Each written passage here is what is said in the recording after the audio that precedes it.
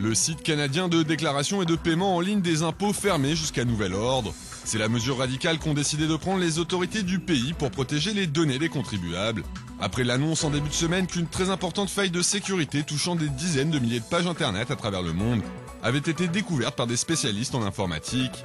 Un bug baptisé Heartbleed qui aurait permis aux pirates de récolter depuis fin 2011 des informations sensibles d'internautes, comme leur mot de passe ou leur numéro de carte bancaire.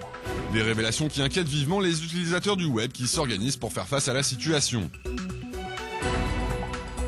Ainsi, Heartbleed.com, un site dédié à la faille de sécurité, a rapidement vu le jour pour informer les internautes sur son ampleur et répondre à toutes les questions qu'ils pourraient avoir à ce sujet.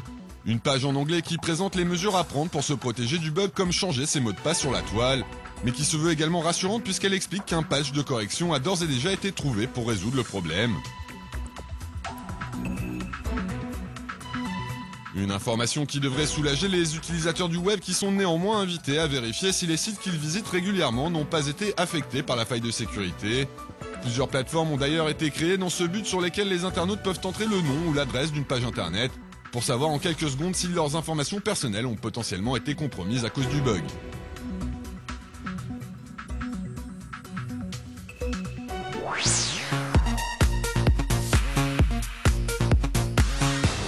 Plutôt nu que sans liberté est le nom d'une campagne en ligne initiée la semaine dernière au Venezuela. Un mouvement qui invite les citoyens à se dévêtir puis à partager leurs photos sur les réseaux sociaux accompagnés des hashtags Mejor Desnudos que ou Desnudos con la UCV. Une manière pour les participants d'afficher leur soutien aux étudiants de l'UCV, l'université centrale du Venezuela, où un rassemblement a récemment dégénéré en lynchage. Un incident survenu jeudi 3 avril lors d'une manifestation menée par des opposants au pouvoir sur le campus de la faculté de Caracas, bastion de la contestation étudiante. Une mobilisation au cours de laquelle l'un des protestataires, pris à partie par des proches du gouvernement, a été obligé de se déshabiller avant d'être roué de coups. Une agression dont ont largement témoigné les internautes sur les réseaux sociaux, dénonçant les violences perpétrées par des groupes armés soutenus par le président Maduro.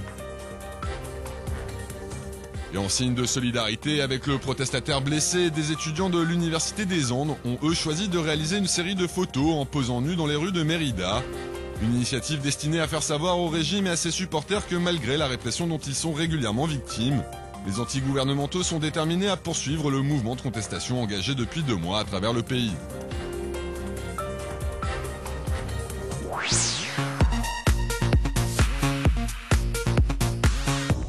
Le footballeur français Lassana Diarra parti combattre aux côtés des djihadistes en Syrie sous le nom d'Abou Issa al-Andalouzi.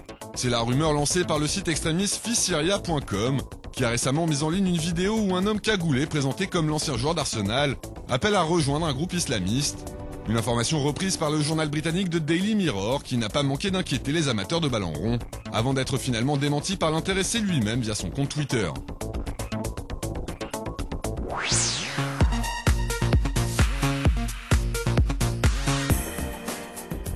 Avec plus de 43 000 abonnés sur Instagram, Penny, une adorable truie, fait partie des animaux les plus populaires du web. Un incroyable succès en ligne dû en grande partie aux divers accoutrements que le cochon porte dans les nombreuses photos régulièrement publiées par son propriétaire sur le site de partage.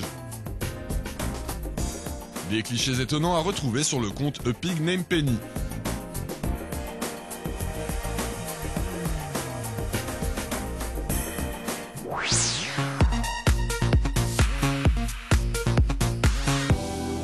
Montrer l'envers du décor de pochette de disques célèbres, c'est la spécialité du graphiste Harvest. L'illustrateur a ainsi imaginé ce que donneraient les couvertures d'une trentaine d'albums de rock vus de dos, comme Nevermind de Nirvana, Yellow Submarine des Beatles ou encore Aladdin Sane de David Bowie. Des créations à retrouver dans une série intitulée The Dark Side of the Covers, sur la page Flickr de l'artiste.